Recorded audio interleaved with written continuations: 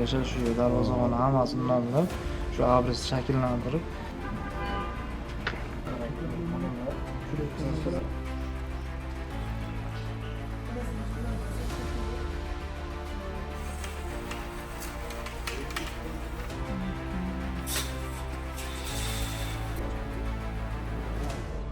ekranımız var.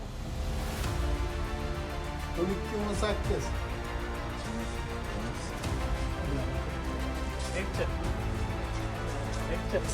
Mahallamiz Xo'jaobod mahallasi hududida kadastr xodimlari bilan hamkorlikda yettiliklarini jalb qilingan holda har bir xonadonni yurib, kadastr hujjatlarini tekshirib, maslahat beradigan joylarga maslahat berib, tegishli hujjatlarni bajarilishini ta'minlash ishlarini olib boryapmiz.